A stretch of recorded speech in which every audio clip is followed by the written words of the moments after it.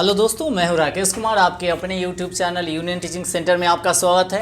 आज हम लोग देखेंगे पीएच मान के बारे में, जो छोटा सा वीडियो होगा। और सभी आदमी एक बार क्या कीजिएगा, वीडियो को लाइक ज़रूर कर दीजिएगा और शेयर दोस्त महियों में ज़रूर कर दीजिएगा, ठीक है। तो चलते हैं पीएच मान के बारे में, है ना। पीएच मान किसको कहा जाता है उसके बारे में जानते हैं। जैसे सभी चीज़ का पीएच मान जो होता है इससे अलग अलग होता है ना।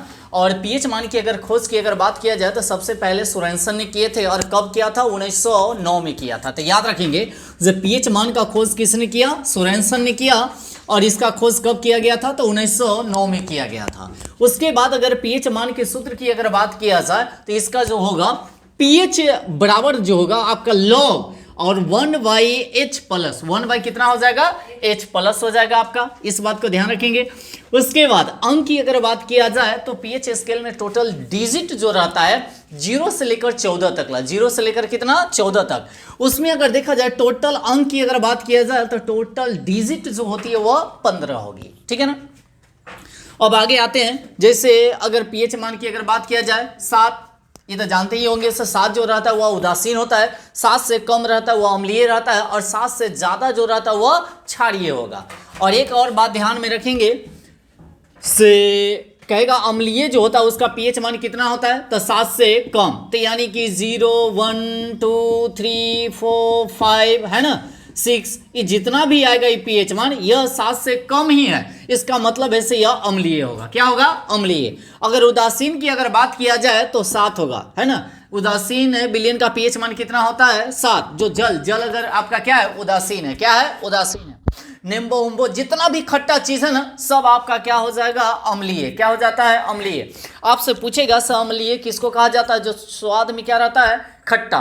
तो स्वाद में जो खट्टा रहेगा उसको हम लोग क्या कहते हैं? अम्लीय। और स्वाद में जो कड़वा रहता है उसको हम लोग कहते हैं क्या? क्षारीय। क्या कहते हैं? क्षारीय। और क्षारीय विलयन का पीएच मान जो होता है वह 7 से ज्यादा होता है। 7 से क्या होता है? ज्यादा।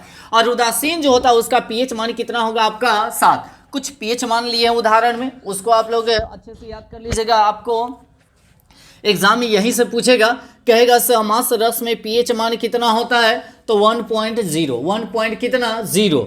उसके बाद नींबू में अगर कहेगा आपसे से पीएच मान कितना होता है? तो 2.5। 2.5। उसके बाद अगर देखा जाए सिरका में पीएच मान कितना होता है? तो 3.0। 3.0। उसके बाद सिरका का उपयोग सभी आदमी जानते होंगे, अचार बनाने उनाने में किया जाता है। और अम्ल के बारे में अगर देखा जाए तो नींबू में कौन सा अम्ल पाया जाता है? तो सिट्रिक अम्ल। सिरका में कौन सा? तो एसिटिक अम्ल। इस तरह से भी अम्ल वाला एक दिन क्या करेंगे, वीडियो आप लोगों के लिए प्रोवाइड करा देंगे, ठीक है ना। उसके बाद अगर टमाटर की अगर बात किया जाए तो टमाटर में जो पीएच मान पाया जाता है वो 4.1। 4 पॉइंट कितना हो जाएगा? 1। अगर शराब की अगर बात किया जाए तो शराब में पीएच मान जो होता है 3.5। 3 पॉइंट का होता है 5। उसके बाद अगर देखा जाए पसीना में जो पीएच मान होता है 4.5। 4 पॉइंट का हो जाएगा 5। उसके बाद आगे आ जाते हैं। शराब हो गया, पसीना हो गया। अम्ल वर्षा का पीएच मान होता है 5.6। अम्ल वर्षा के कारण ही ताजमहल की सुंदरता धीरे धीरे क्या होते जा रही है? नष्ट होते जा रही है। अब कहिएगा सर अम्ल वर्षा कैसे होता है? तो कारखाने से निकलने वाली धुआं वह बादल में जाकर मिल जाता है और तब जाकर जो बारिश जो कर रहता है वह अम्लीय वर्षा होता है। इस बात को ध्यान रखेंगे। उसके बाद पेशाब या मूत्र की अगर बात किया जाए पीएच मान कितना होता है? 6.0 या 6 कह सकते हैं, ठीक है ना। तो अमाशय रस में 1.0, नींबू में आपका 2.5, सिरका में 3.0, टमाटर में 4.1 और शराब में हो जाएगा 3.5, पसीना में 4.5, अम्ल वर्षा में 5.6 और पेशाब या मूत्र में कह सकते हैं 6.0। इस सबका नोट बना लीजिएगा, ज़्यादा बेटर रहेगा, है ना।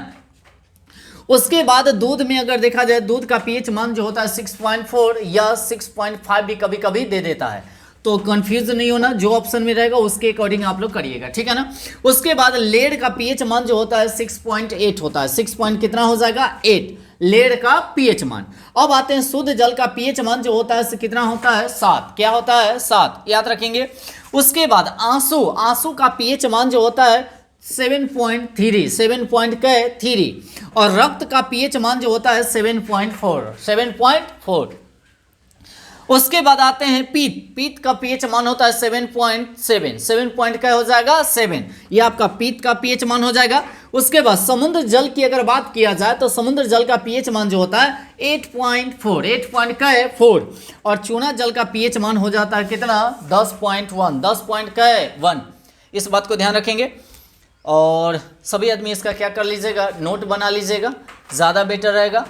और सत्यम, चलिए तो आज के सिवा इतना ही रहने देते हैं। ओके, चलिए।